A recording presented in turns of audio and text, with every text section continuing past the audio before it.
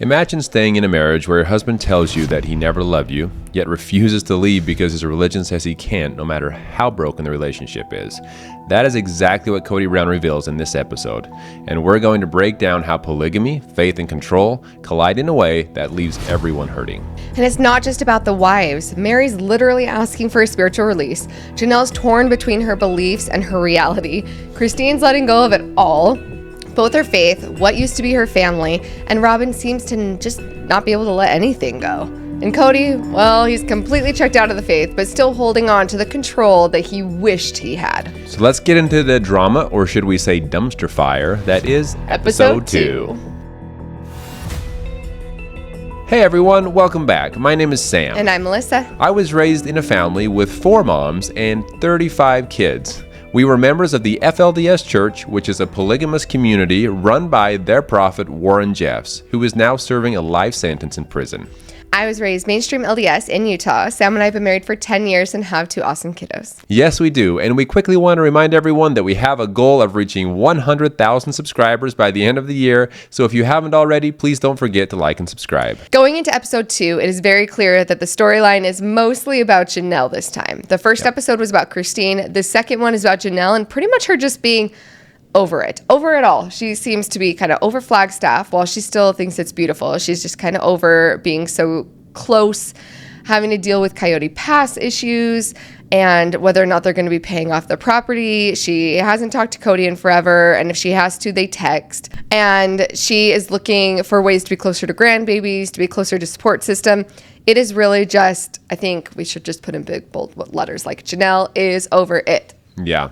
She's very logical, though. She's a logical thinker, and she is having a hard time just cutting ties and walking away like Christine did. Well, and I think with Janelle, the whole problem, the main start of the problems of her relationship with Cody, not that it was always rainbows and butterflies, but was with COVID and the way that Cody and her children had their issues. And she kind of mentioned that too. I want them to have a relationship, but they had their problems first. And that made me as a mom want to step back from him as my husband because of the problems between her and her kids. You know, when they moved Isabel back to Utah, right? And her and Maddie start going and looking at properties, and she thinks, well, I could just be just as happy on a property with Maddie and my grandbabies as what I would be on Coyote Pass. So now she's getting to this point where it's the logical, practical things that she has to sort through before she can truly, quote unquote, leave Cody.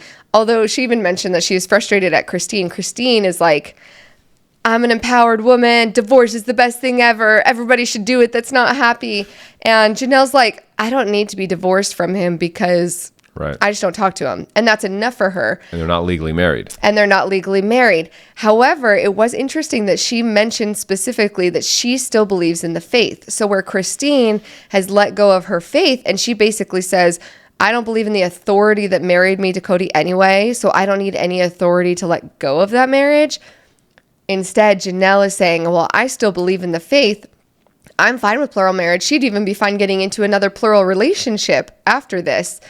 And so it puts her in a different light because instead of wanting to say, okay, I'm divorced or putting that separation to it, she's also grappling with, okay, do I get a release from him? Do I just kind of fade away and we go our separate ways, but I stay sealed to him? Because Mary's going a different path. Right. But Janelle explaining her situation helped me understand Mary better, because I assumed, based on the way they were going about things in Flagstaff, which we'll get to that move later on, so stay tuned. But Janelle and Mary are both still, it seems like, believing in the faith that they came from, which is shocking to me. Yeah. And I know that might sound crazy because I know that people like to hold on to their faith, but let me just explain why that is shocking to me. When I left the FLDS church, it didn't take long. Well, kind of like the Brown family. When I left the FLDS church, I didn't necessarily leave my faith because I still believed at that time that Warren Jeffs was a prophet of God. I simply needed a break. I stepped away from my community, but I still believed down deep inside that it was the truth. Just like the Browns moving to Vegas outside Just like of Utah. The Browns moving to Vegas, kind of doing their own thing, you know. They weren't really attending church services like they did in Utah. But it didn't take me more than 3 months of stepping away from it to realize, oh, This isn't what I want. I don't believe this.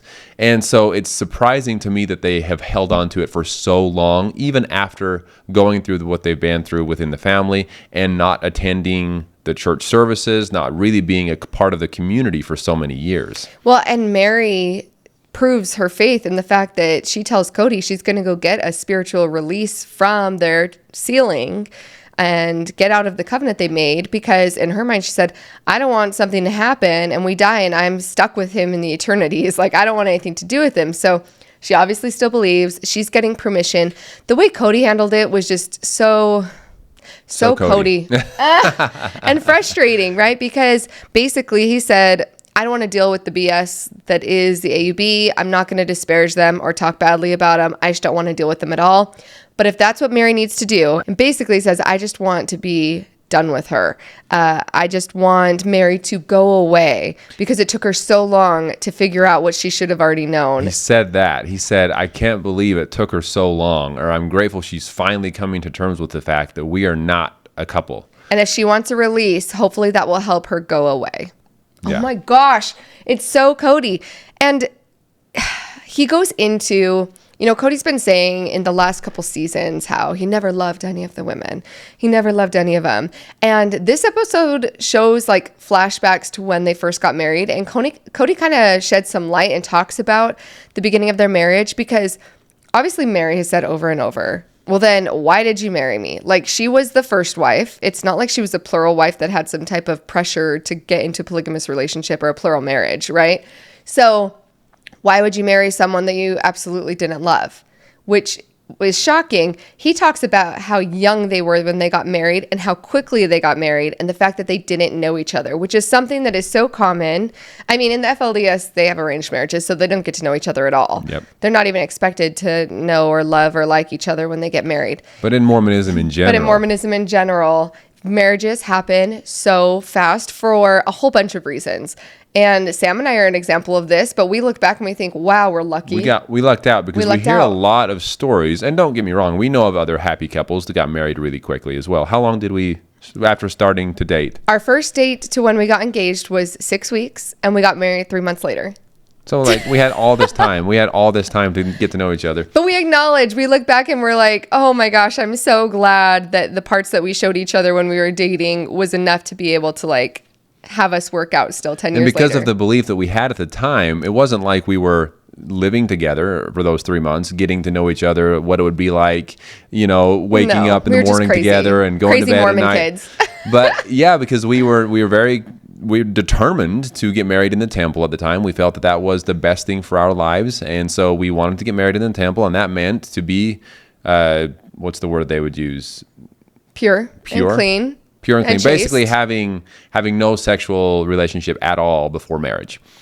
And so but even in mainstream Mormonism, it's very common, let alone somewhere like the AUB, where it's the fundamentalist belief. It's very much, I believe, that God is bringing these people together and that there's a reason that they crossed each other's paths. And so why wait? And then put on top of that in order to have any sexual relationship at all, you need to be married first.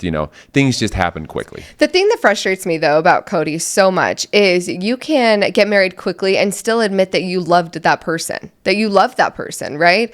You can fall in love quickly. And there are a lot of people that marriages don't work out after they fall in love quickly, and then they get to know each other more and realize it's not going to work, and they get divorced early on. That happens in the mainstream church all the time.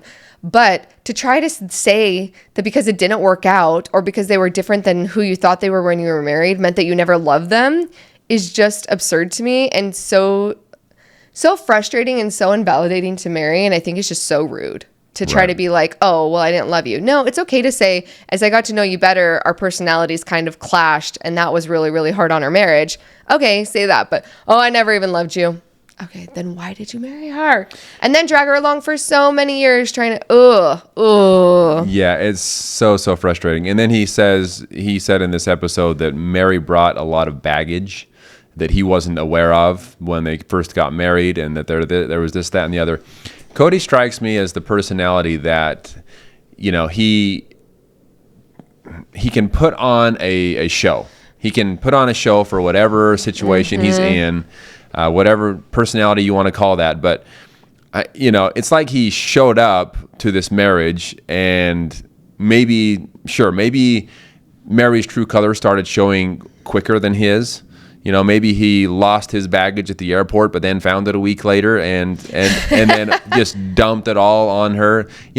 I feel like we're seeing his true colors so much more now in recent years as things have started to go against his will or go against his power that he feels he needs to be the patriarch of his family. Yeah.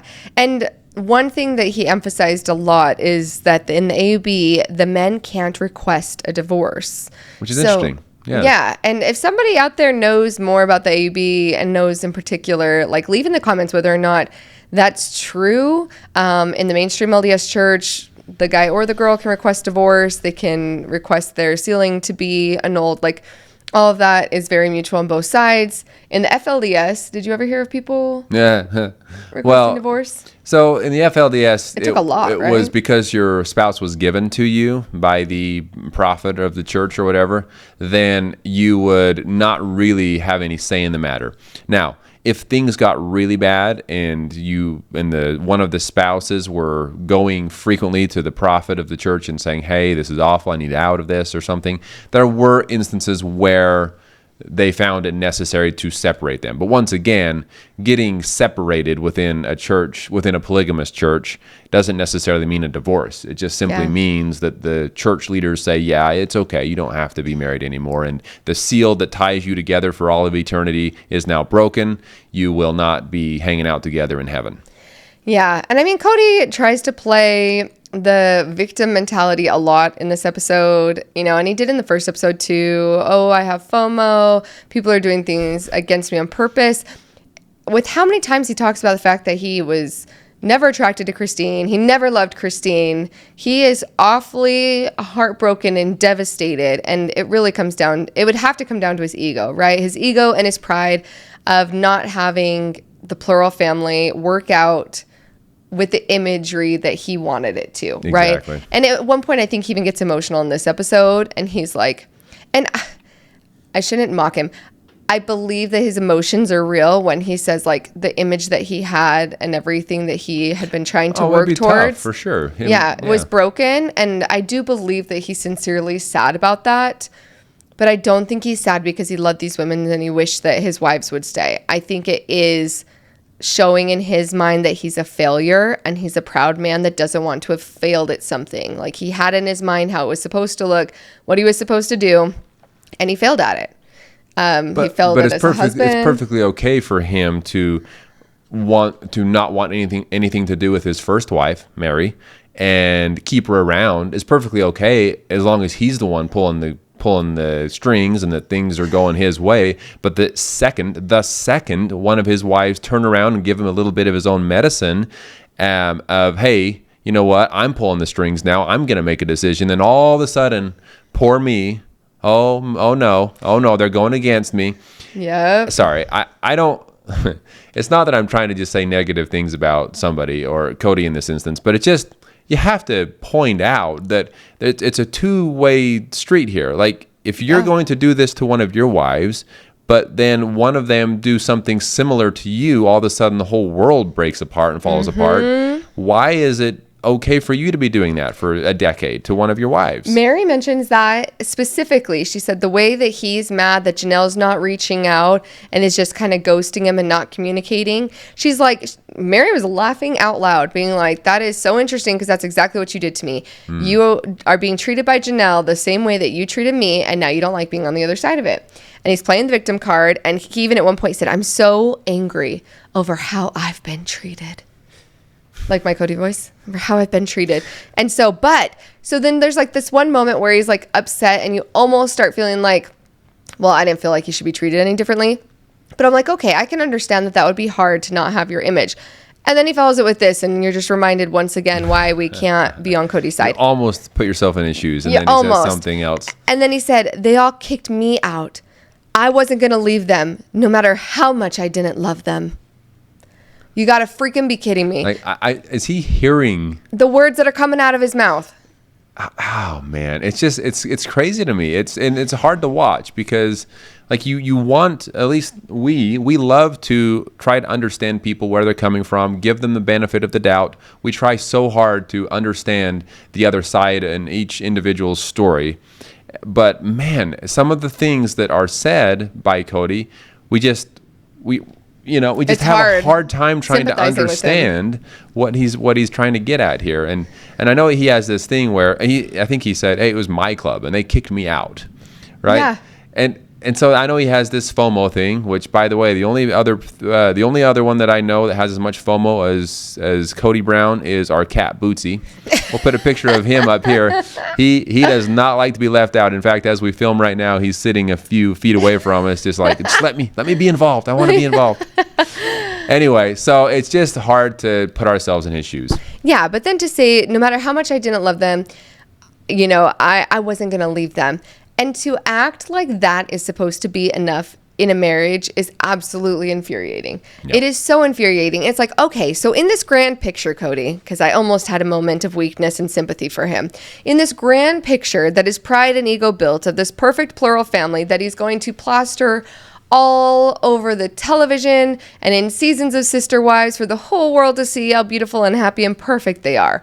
In his image, it doesn't matter if they love each other.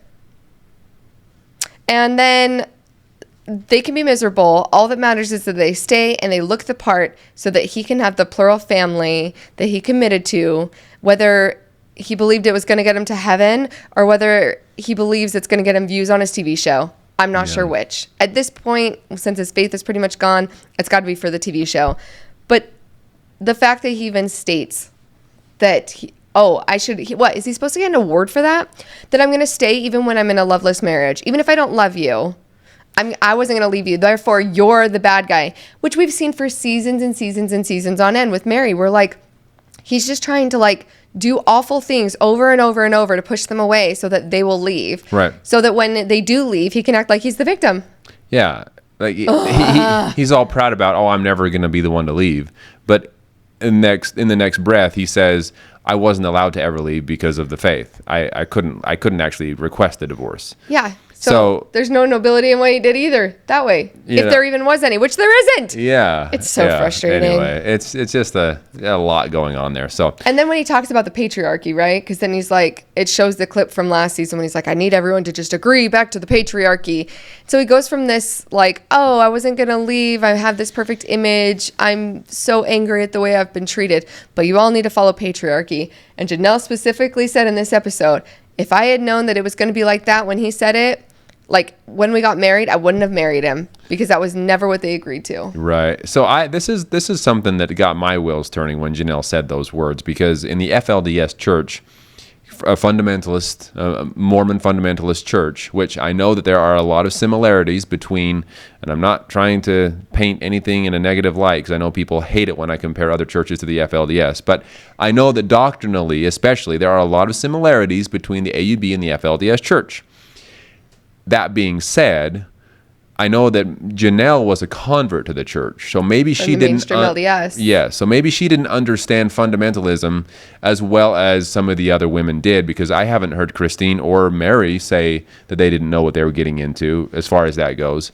But in the mainstream LDS church, women aren't looked at the same as they are in the fundamentalist churches. My first thought was, I'm surprised. I would have thought that Janelle did know that the man was to be in charge and that there was this patriarchy in the home. But maybe because she was a convert, she didn't fully understand that. Maybe.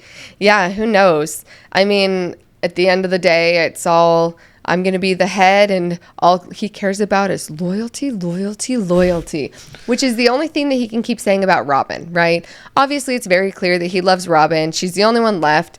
There's really not even a whole lot about her in these first two episodes other than her just being invited to birth stuff of McKelty's baby, which hasn't really happened yet, but it pointed out that she was going to be invited to it. Yeah, she's just awkwardly kind of there and not really knowing where she fits in, what she's to do, and she's just really upset because she had in her mind, as well as Kody, this idea of what it was going to be being in a plural marriage. And now she's not in a plural marriage anymore. She's in a monogamous, and she's having a really hard time letting that go. But all Cody can say about her over and over is, Robin's been loyal. Like, I think he said loyal like 4 times in one sentence. She's loyal to me. She's loyal to the family. She's loyal to loyal. Like, that's all he cares about, is that she's loyal and will do whatever he wants, and that she will agree to the patriarchy. You know, we have to just pause here and talk a little bit about a couple things. First of all, the kids, what the kids are being put through. And second of all, we need to talk about how this really does paint a bad light on polygamy in general. And the reason, I'll start with that one, because if you think about it, how many kids does Robin and Cody have, if you include all of Robin's kids? 5. 5. Okay. We have 2 kids, right? Mm-hmm. And so we have the family of 4. And there are moments where life is just so busy and so crazy. You know, there's so much going on. And if I imagined having 5 kids, I can't even blame Cody for not wanting to be involved in so many other people's lives, because just with 5 kids alone, that's a lot of responsibility. That's a lot of work. Okay, now hold on. I'm not getting any excuses here for. You can hear all Cody. My thoughts coming straight at him. Yes, no, I know. I can see it. I can feel it. But Cody agreed to this. That's my point, and this is why it paints a bad light on polygamy, because life is so busy with just a couple kids. 5 kids, that's a lot of responsibility. That's a lot of work. But Cody agreed to polygamy. He wanted this ginormous family. He was just as encouraging as his wives on having as many kids as they did together. So now when things get tough, all of a sudden he's like, you know what? Never mind. I'm probably just not going to deal with it because I don't want to put in the effort. And that is where the kids come in, and how sad it is to see how he is treating some of his kids, like Maddie and some of the other kids that he won't even really talk to or talk about because the relationship is so strained. Well, and with Maddie and Caleb, I feel like it's even more sad because of the fact that, like, Caleb and Cody were so close, and Maddie and Caleb came and lived with them in the cul-de-sac, and now they're not talking at all. And Cody says that it's because Maddie was asking for gossip every time he talked to her. Okay, asking how the family is not gossip. If you're afraid to share how the family is because you know that you're going to be to blame in a bunch of stuff, yeah, you might try to say, oh, she wants to know the latest gossip. Hey, how's it going? How's this person going? I heard this is going on. Those are all normal conversations. So like in 2 seconds, I was like, that's BS, Cody. She's going to be trying to ask what's going on with the family, how everyone's doing, and you're going to be defensive because it's your fault they're falling apart. I digress. Yeah. Cody mentions the fact that when Maddie and Caleb, when they were all in the cul-de-sac and Maddie and Caleb came and moved in with them in the cul-de-sac, that was the happiest that he's ever been in his entire life. Then why? Why, Cody? Why? If you are telling me that the happiest time of your life was in the cul-de-sac, when you had your family together. And your grandbabies. When your grandbabies were nearby, when things were just the happiest time in your life, why in the world, so that I don't use a different word, did you force your family to move? Let's just go back to some of those earlier episodes. Let's just think about that for a minute. It was Cody, and then Cody, and then Cody, and then Cody that forced the family to move. All of the wives, one by one, said, no, I'm good. No, don't want to move. Don't want this. Don't need this. Cody came up with his pitch. Cody getting what he wants all the time, once again, gets what he wants. He is the one that put an end to this happiest time of his life. And we're not trying to claim that everybody was perfectly happy in the cul-de-sac, but we do want to ask you all, please leave in the comment section, do you think if the whole family had stayed in the cul-de-sac and not moved to Flagstaff, would they still be together? Happy or not, would they still be together? Because not only the move itself was an absolute dumpster fire disaster, right? In every way, the selling of the houses, the needing to rush in order for school, like every single piece of it was a disaster. But Sam and I were talking after watching this episode. I'm like, if they had been in the cul-de-sac for COVID, how different would that have looked? If they could literally basically quarantine the cul-de-sac as their own, they would have been able to have COVID together as a family. And could that have changed the dynamic between everybody? That is a great question. And there's two ways to look at this. I'm so curious to hear your comments on how you feel about this. It could have been that much better where they were staying together as a family, quarantining together as a family, or it could have gone the opposite where because they were all so close, but let's say Christine or Janelle, because this is what Cody would say, decided to go on a big vacation and bring back the virus into the cul-de-sac, would have it made things that much more tense because they were so close? Yeah, I don't know. Let us know in the comments what you think. And yeah, either way, it's just watching this happen and watching Cody over and over just try to play the victim and say, I don't know what I did wrong. I don't know what I did wrong. Cody, go back and watch Sister Wives. Preferably, if you watch it all within the span of like 6 months like we did, which we will leave, actually at the end of this video, we'll have a playlist of all our reactions to all the Sister Wives videos. Yep. If you watch them all back to back to back, it paints a very clear picture of what happened. Yeah, and it's funny because if we go back and thinking about our original reactions to the show, I think back and I remember some of the comments from you guys saying, oh, yeah, you guys have no idea what's to come, which you're correct. We didn't. Starting out, we were like, oh, wow, this is actually working pretty well for this family. It's interesting to see how they're working their polygamy. It's different than the way I was raised, but it's interesting, and this is all working out. And then today, and I honestly feel bad the way some of the things we say about Cody, for example, because I don't like to just bash on people, but sometimes you have to say it as it is. You know, I mean, it's too hard to pretend that everything is working out when it looks like it does in Sister Wives season 19. Yes. If you want to hear more of our thoughts on Sister Wives, we are going to continue every single week. On Wednesday, we will be releasing the next episode's reaction. So stay tuned for those. Again, at the end of this video, we'll have a playlist. If you want to see all of our fresh eyes on Sister Wives, you can click on that as well. And please don't forget to like and subscribe. Yes. Thank you all so much for being here with us. So we look forward to talking with you soon. Talk to y'all soon.